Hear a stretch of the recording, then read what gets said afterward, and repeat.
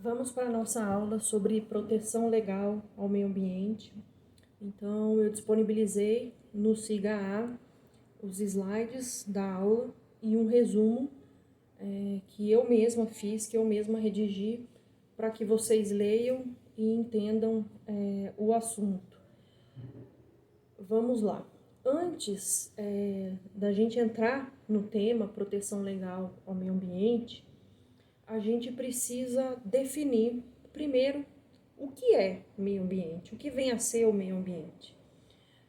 A Lei da Política Nacional do Meio Ambiente, ela traz essa definição, ela traz o conceito de meio ambiente no seu artigo 3º, inciso 1, que aduz o seguinte: para os fins previstos nessa lei, entende-se por meio ambiente o conjunto de condições, de leis, influências e alterações de ordem física, química e biológica que permite, abriga e rege a vida em todas as suas formas. Então, se vocês pegarem esse artigo 3º, inciso 1, dentro desse artigo vai ter o conceito do que é meio ambiente. Então, a Política Nacional do Meio Ambiente traz essa definição jurídica do que seria o meio ambiente. Embora essas palavras meio e ambiente tenham praticamente o mesmo significado, signifiquem o entorno, o espaço ou aquilo que envolve, a maior parte da doutrina afirma que esse termo, meio ambiente, é um termo redundante, que não deveria se chamar meio ambiente, que deve se falar somente meio ou somente ambiente. Por quê? Porque a maior parte da doutrina aduz o seguinte, que por serem termos sinônimos, meio e ambiente, por significarem a mesma coisa, o termo meio ambiente estaria redundante. Porém, isso é um pensamento, é um entendimento da maior parte da doutrina. Uma parte menor da doutrina não concorda com isso, concorda que meio ambiente é sim um termo adequado, porque na verdade é uma entidade nova, né? É uma entidade autônoma, muito mais abrangente do que simplesmente o termo ambiente ou do que simplesmente o termo meio. E eu concordo com essa parte minoritária da doutrina. Bom, é importante falar isso porque vocês podem se deparar com essa discussão acerca da redundância desse termo. Então, grande parte da doutrina acha que o termo meio ambiente é redundante e uma parte menor acha que não. Acha que é um termo novo, que é uma entidade nova, uma entidade autônoma, muito mais abrangente do que seria o termo ambiente ou o termo meio, e por isso não estaria errado. E eu concordo com essa parte minoritária da doutrina. Bom, o meio ambiente, ele não retrata apenas a ideia de espaço, né? Ele significa o conjunto de relações, o conjunto de interações físicas, químicas, interações biológicas entre os fatores bióticos e os fatores abióticos que ocorrem e que são responsáveis pela manutenção da vida no planeta, de todas as formas de vida existentes no planeta. Então, isso é um conceito trazido pela Lei da Política Nacional do Meio Ambiente. É dentro da Lei da Política Nacional do Meio Ambiente que vocês vão encontrar o conceito jurídico de meio ambiente. Bom, esse conceito de meio ambiente trazido pela lei, ele é o que a gente chama de ecocêntrico e biocêntrico. Por quê? Porque a ciência ecocêntrica, ela se opõe ao antropocentrismo, né? Vocês devem lembrar o que é o antropocentrismo. O homem como o centro do universo. Então, a ciência ecocêntrica, ela se opõe a isso. Porque ela visa promover a inclusão social, a inclusão ecológica da humanidade, considerando o indivíduo enquanto o ser humano enquanto indivíduo e enquanto espécie. Essa forma, né, de se enxergar o meio ambiente previsto na Lei da Política Nacional do Meio Ambiente, ela é holística.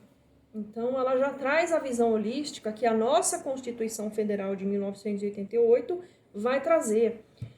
Porque ela tem essa visão essa visão do todo do meio ambiente, né, desse conjunto de interações que abriga, que rege a vida em todas as suas formas. E prevê o homem e vê o ser humano como estando dentro dessas relações ambientais e não como um ser à parte, né, da natureza, à parte do meio ambiente e superior à natureza. Não, a Política Nacional do Meio Ambiente, ela traz essa visão holística, essa visão do todo. Bom, o biocentrismo é uma concepção segundo a qual todas as formas de vida são igualmente importantes, né? O biocentrismo, ele exclui a humanidade como centro da existência. Então, também é o oposto do antropocentrismo. Então, a visão, o conceito de meio ambiente trazido pela política nacional afasta essa ideia de que o homem é externo, de que ele é superior à natureza. Traz essa visão biocêntrica e ecocêntrica. Vamos ver o que mais temos de importante aqui.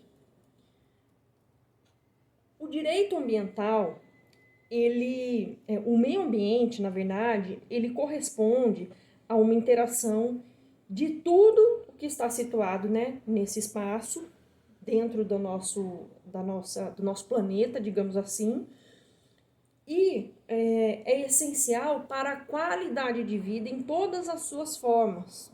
Inclusive, o meio ambiente, o direito ao meio ambiente ecologicamente equilibrado é um direito humano fundamental. Já foi consagrado como um direito humano fundamental. Então, a proteção do meio ambiente, ela visa a tutela tanto do meio biótico, do meio que possui vida, quanto do meio abiótico. Por quê? Porque é da interação dessas diversas formas de sistemas vivos e não vivos que resulta a proteção, o abrigo e a regência de todas as formas de vida. Então, o homem, ele faz parte desse meio ambiente e ele deve defender e ele deve preservar o meio ambiente para as presentes gerações e também para as gerações que estão por vir. Isso traz embutido o conceito de desenvolvimento sustentável. E o artigo 225 da nossa Constituição Federal, ele abraça essa ideia, quando ele fala que todos têm direito ao meio ambiente ecologicamente equilibrado, bem de uso comum do povo, essencial à sadia qualidade de vida, impondo-se ao poder público e à coletividade o dever de defendê-lo e de preservá-lo para as presentes e para as futuras gerações. Bom, então, como eu falei para vocês, o direito ao meio ambiente ecologicamente equilibrado, ele já é reconhecido como um direito fundamental, embora ele não apareça no rol, né, dos direitos individuais, dos direitos sociais lá da nossa Constituição Federal, ele já é reconhecido pela doutrina como sendo um direito fundamental, tá? E isso se deve ao fato de que o meio ambiente saudável é ele que proporciona a sadia qualidade de vida, né? E a sadia qualidade de vida é um requisito básico e indispensável para a existência digna do ser humano. Então, por esse motivo é que a doutrina reconhece o direito ao meio ambiente ecologicamente equilibrado como sendo um direito fundamental. Então, quando se assegura esse direito ao meio ambiente ecologicamente equilibrado, a gente está protegendo o quê? O direito individual à vida e o direito à dignidade da pessoa humana, garantindo-se assim a promoção dos demais direitos civis, econômicos e sociais, como, por exemplo, o direito à saúde. Por esse motivo, um entendimento doutrinário pátrio é de que o meio ambiente sadio, ele é ao mesmo tempo um direito individual e um direito social. E nessa esteira é que surge o direito ambiental. Ele surge como um ramo especial do direito, chamado direito de terceira geração, como a gente já viu lá na primeira aula, que protege os chamados interesses difusos. E a gente viu também o que é interesse difuso, que é o interesse que cada indivíduo possui pelo fato de pertencer a uma pluralidade de sujeitos a que se refere uma norma em questão. Bom, trata-se de um interesse híbrido, como a gente viu, ele possui uma alma pública e um corpo privado e transcende, o direito subjetivo privado, ele se estende pelo direito público, o direito ambiental. A gente viu isso também lá na primeira aula. É um direito coletivo, público, um interesse pluriindividual e de relevância pública. Bom, o direito ambiental, ele estuda, as relações jurídicas ambientais, a gente viu isso também, observando a natureza constitucional, difusa e transindividual dos direitos ambientais, buscando sua proteção, sua efetividade e visando conciliar produtividade e proteção ambiental.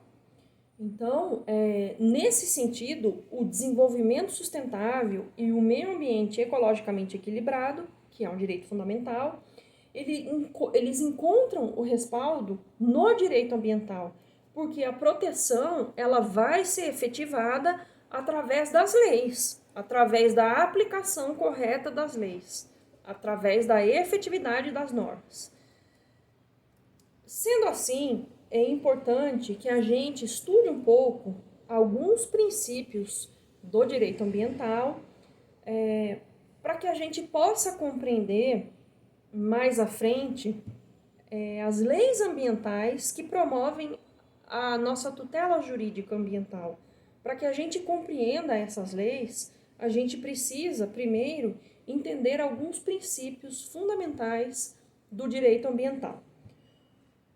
O ilustre Paulo Afonso Leme Machado, o papa do nosso direito ambiental, um dos maiores doutrinadores do direito ambiental no Brasil, ele é o papa, o direito ambiental no Brasil nasce com o Paulo Afonso Leme Machado, e ele também é um dos grandes doutrinadores reconhecidos a nível mundial. Ele diz o seguinte, ele diz que o princípio, ele é o alicerce, ele é o fundamento do direito. Então, o direito ele vai se amparar nos princípios. Segundo Paulo Afonso, todos os ramos do direito são regidos por princípios. E os princípios do direito ambiental, eles formam e eles orientam a sua geração, ou seja, a geração do próprio direito ambiental e a sua implementação. Por isso que a gente precisa entender os princípios do direito ambiental para depois entender as leis ambientais. O primeiro princípio importante que vocês precisam conhecer é o princípio do direito à sadia qualidade de vida. Então, esse princípio ele foi concebido lá em Estocolmo, em 1972. Eu falei numa das aulas para vocês, eu não me lembro se foi na aula gravada por áudio ou por vídeo. De qualquer forma, se foi pela aula por áudio, eu vou regravar, eu vou fazer uma gravação com vídeo das aulas que foram por áudio, mas o princípio do direito à sadia qualidade de vida, que foi concebido lá em Estocolmo, em 1972, ele foi proclamado como o princípio 1 na Declaração do Rio de Janeiro de 1992. Então, na Rio 92, o princípio da sadia qualidade de vida, ele surge como o primeiro princípio da declaração. E ele depois, ele foi reafirmado pela Carta da Terra de 1997. E mais, ele está consagrado no nosso artigo 225 da Constituição Federal. O Paulo Afonso Leme Machado ele fala o seguinte, que o princípio do direito à sadia qualidade de vida é o primeiro princípio de direito ambiental. E a saúde e a qualidade de vida dos homens não existe somente pelos fatos dos mesmos não possuírem doenças, mas também devido ao estado dos elementos da natureza. O segundo princípio que vocês devem conhecer é o princípio do acesso equitativo aos recursos naturais. De acordo com Paulo Afonso Lima Machado, os bens que integram, o meio ambiente planetário, quais seriam esses bens ambientais? A água, o ar, o solo, eles devem satisfazer as necessidades de todos os habitantes da Terra. Por quê? Porque o meio ambiente é bem de uso comum do povo. Então, todas as pessoas que habitam no planeta Terra têm o direito de ter acesso a esses bens ambientais. E as futuras gerações também têm que ter esse direito resguardado.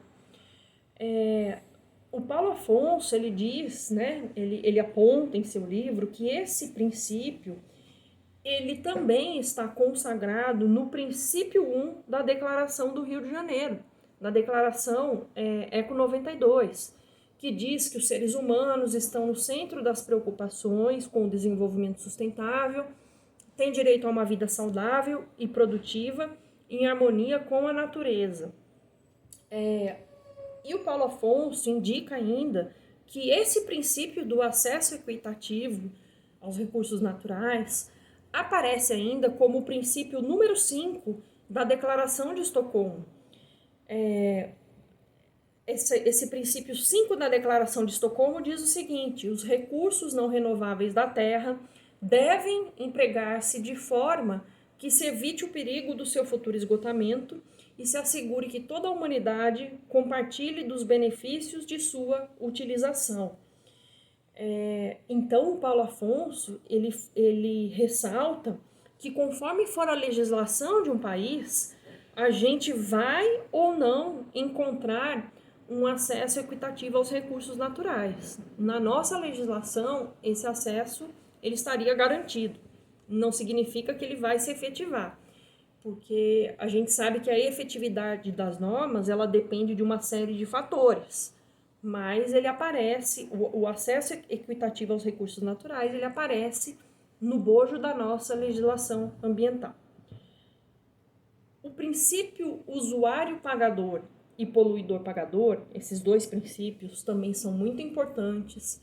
Esses dois princípios foram princípios de direito ambiental que eu estudei na minha tese de doutorado e ele está muito relacionado, por exemplo, à cobrança pelo uso da água. E segundo o professor Paulo Afonso Lima Machado, o princípio usuário-pagador, ele obriga o usuário do recurso ambiental a arcar com os custos que tornem possível a utilização dos recursos e também arcar com os custos advindos de sua própria utilização. Como assim, professor? Imaginem vocês que eu tenho uma fazenda e que eu planto laranja nessa fazenda. E para irrigar a minha plantação de laranja, eu vou até o rio, eu instalo uma bomba nesse rio e começo a puxar a água do rio para irrigar a minha plantação. Só que como o volume de água que eu estou puxando ele é muito grande, os usuários que estão à minha frente, eles vão ter uma escassez de água, vai faltar água para eles. Então, o princípio usuário-pagador, ele vem justamente para regular isso. Ele vem para obrigar que o usuário de um recurso ambiental, no caso eu, que estou puxando água do rio para irrigar minha plantação de laranja, eu arque com os custos advindos da utilização dessa água, para que isso não prejudique o produtor que está à minha frente. E aí o que acontece? Nesse sentido, todos os usuários eles vão se sujeitar à aplicação de instrumentos econômicos que vão regular o seu uso. Por exemplo, justamente a cobrança pelo uso da água.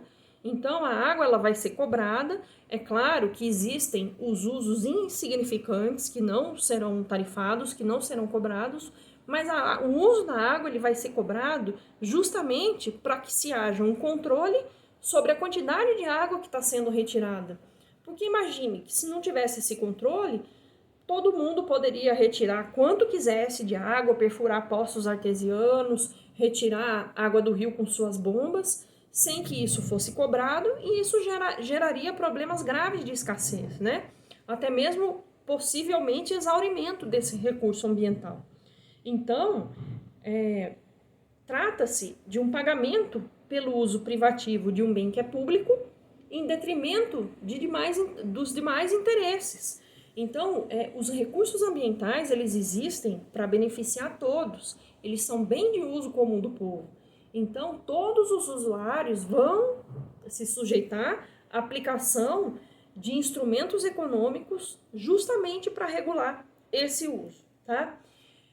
E junto com o princípio usuário-pagador, nós temos um outro princípio, que é o princípio do poluidor-pagador, que ele obriga o poluidor a pagar pela poluição que pode ser causada, que ele poderá causar ou que ele já causou.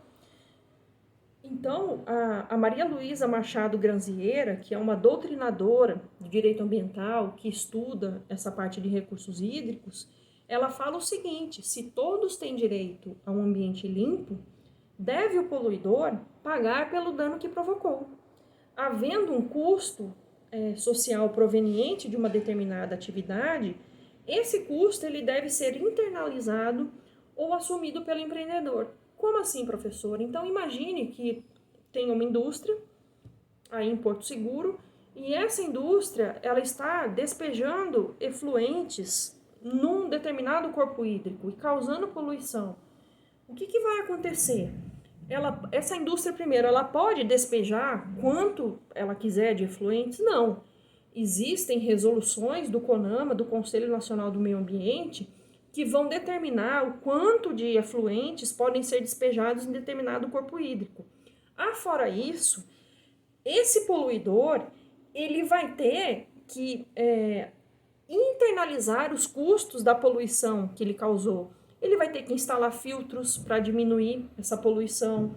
Ele vai ter o dever de indenizar, né, se ele provocar algum dano a algum particular ou ao meio ambiente. Ele será multado, por exemplo, se ele ultrapassar os padrões de poluição que são permitidos. Então, o princípio do poluidor-pagador, ele vem para obrigar aquele que polui a internalizar os custos advindos dessa poluição. Outros dois princípios importantes que vocês precisam conhecer: os princípios da prevenção e da precaução.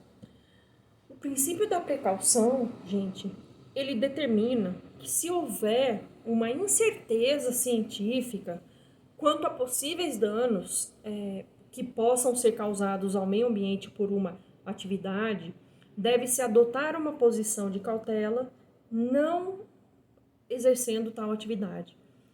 Por exemplo, o caso dos transgênicos. Então, há muito se discute se é perigoso, se não é perigoso, se faz mal à saúde, se não faz, se faz mal ao meio ambiente.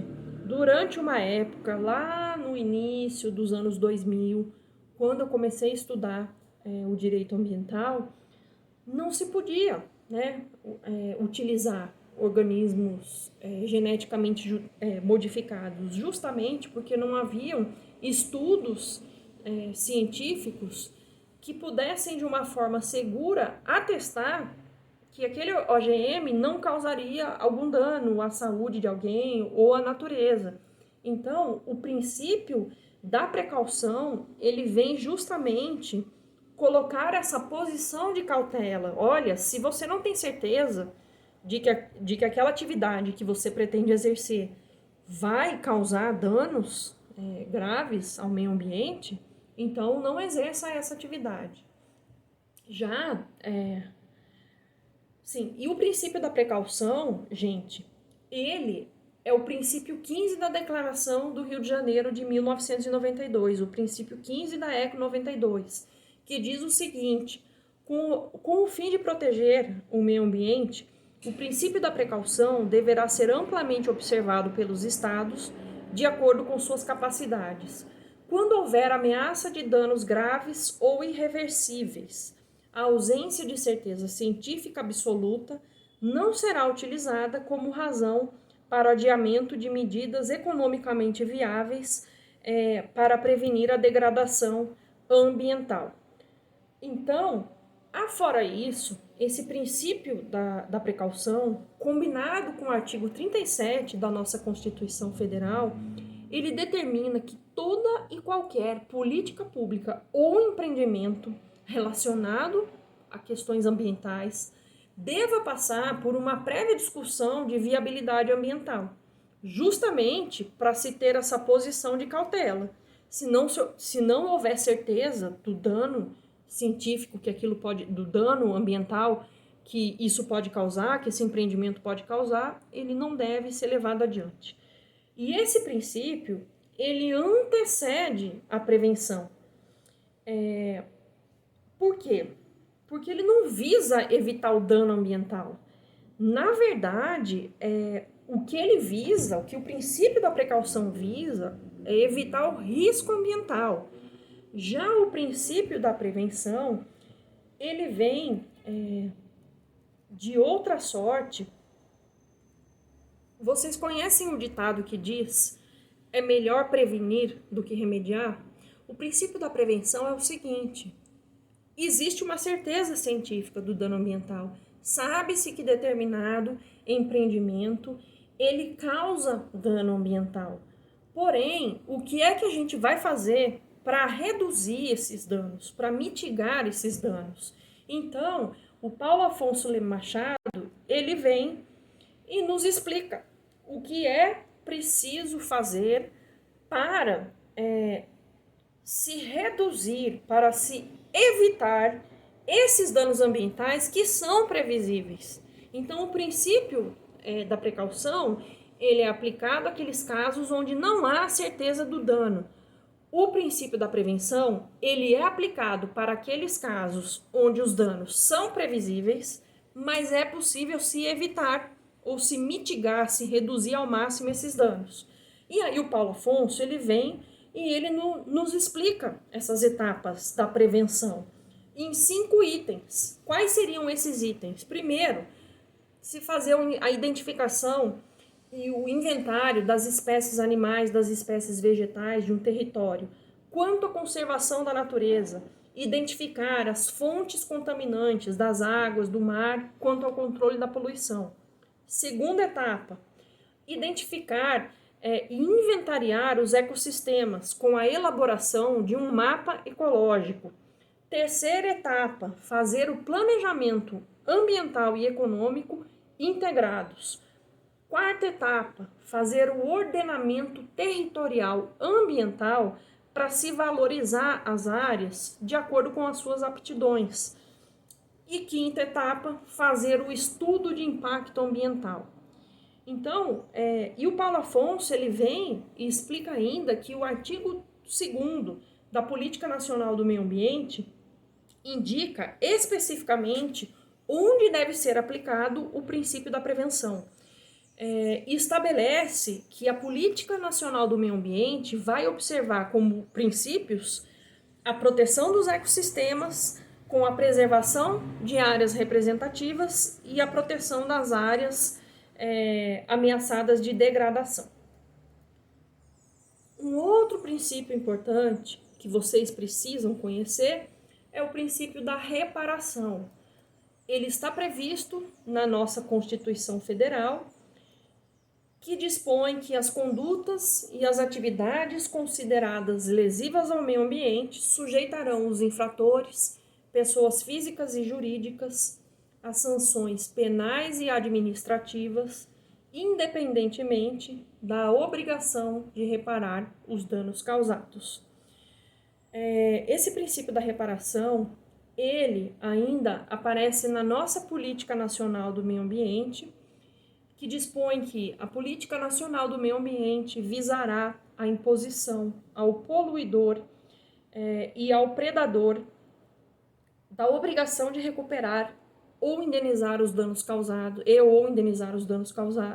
e ao usuário da contribuição pela utilização de recursos ambientais com fins econômicos. Então, esse princípio da reparação, ele não impõe, esse princípio da reparação, ele impõe ao causador do dano a obrigação de reparar esse dano, independentemente de culpa. Então, para que haja a obrigação de reparar o dano causado, é preciso haver um nexo de causalidade ligando o dano causado àquele que causou o dano. Não se observa a conduta subjetiva, ou seja, não se observa se houve culpa, não se observa se houve dolo. O que se observa é se há o dano causado e se há quem causou. Havendo um nexo ligando esses dois pontos, haverá a obrigação de reparar o dano causado. É o que a gente chama de responsabilidade objetiva em matéria ambiental. Então, responsabilidade objetiva é isso. Não há que se levar em conta se houve a culpa. Havendo um dano e havendo o causador do dano e um nexo de causalidade ligando esses dois polos, haverá a obrigação de reparar o dano causado. Nós temos ainda que levar em conta o princípio da informação. É um princípio que eu trabalhei muito na minha tese de doutorado, junto aos princípios poluidor-pagador e usuário-pagador. E esse princípio, ele aduz o seguinte, que todos têm direito à informação sobre atos lesivos ao meio ambiente e sobre as formas de exercer a proteção ambiental. O direito à informação, de uma forma genérica, ele se encontra previsto em vários dispositivos de nossa Constituição Federal.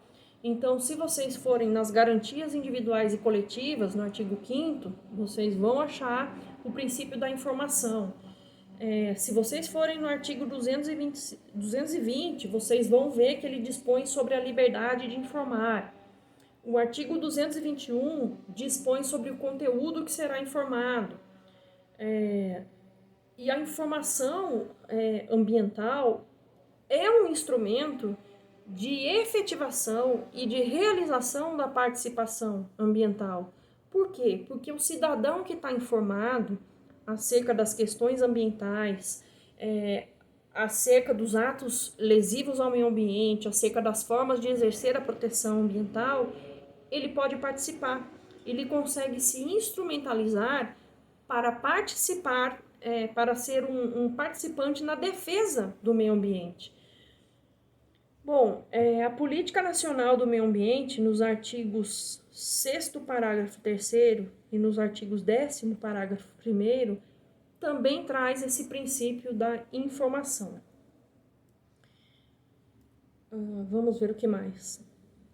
O princípio da informação aparece no artigo 225 da nossa Constituição Federal também, no parágrafo 1º, inciso 6º, que diz que incumbe ao poder público promover a educação ambiental em todos os níveis de ensino e a conscientização pública para a preservação do meio ambiente.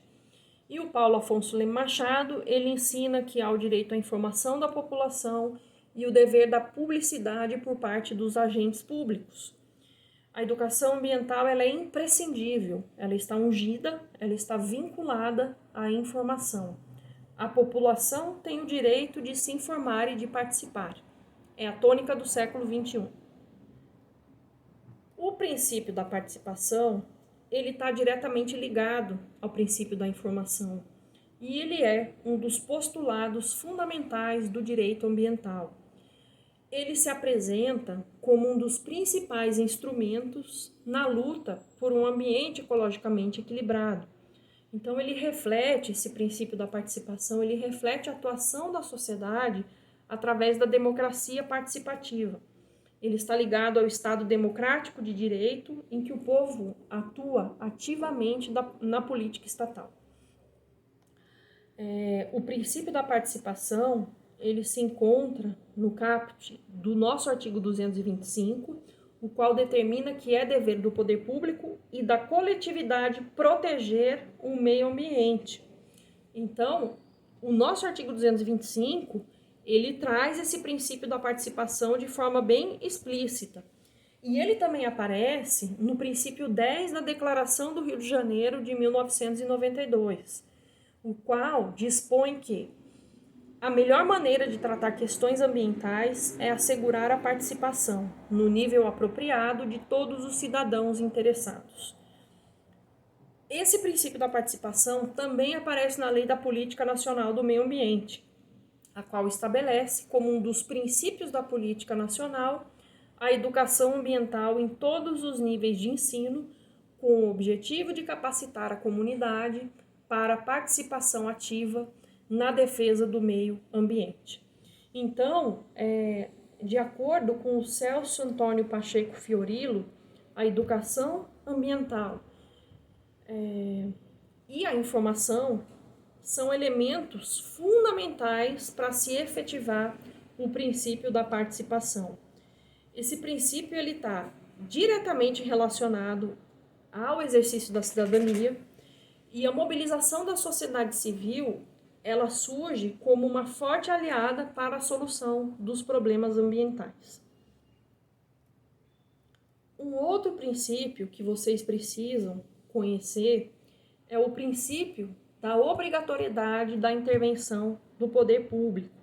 Então, Paulo Afonso Leme Machado, ele ensina que a gestão do meio ambiente não é matéria que diga respeito somente à sociedade civil, ou uma relação entre poluidores e vítimas da poluição. Assim, os estados eles deverão promulgar leis eficazes sobre o meio ambiente. E deve ser confiada às instituições competentes as tarefas de planificar, administrar e controlar a utilização dos recursos ambientais dos estados, com o fim de melhorar a qualidade de vida do meio ambiente. Ela é um patrimônio que é tombado e o tombamento visa proteger e conservar o patrimônio privado ou público através de ações dos poderes públicos, tendo em vista aspectos históricos, aspectos naturais, aspectos paisagísticos e outros relacionados à cultura. Nós temos ainda os fundos para a proteção ambiental, que são fundos, são medidas governamentais visando angariar fundos que podem ser utilizados, por exemplo, para atender vítimas de ilícitos ambientais. E nós temos, por fim, o planejamento e os planos ambientais, né? Os planejamentos e os planos ambientais, eles devem ser elaborados pela União, pelos estados e pelos municípios. E o artigo 21, inciso 9 da nossa Constituição, estabelece que compete à União elaborar e executar planos nacionais e regionais de ordenação do território e de desenvolvimento econômico e social. E quanto aos Estados-membros, eles podem elaborar e executar planos regionais ou estaduais e ambientais. E os municípios podem e devem elaborar o seu plano de desenvolvimento, estando incluídos dentro desse plano de desenvolvimento o plano diretor e o plano de proteção ambiental.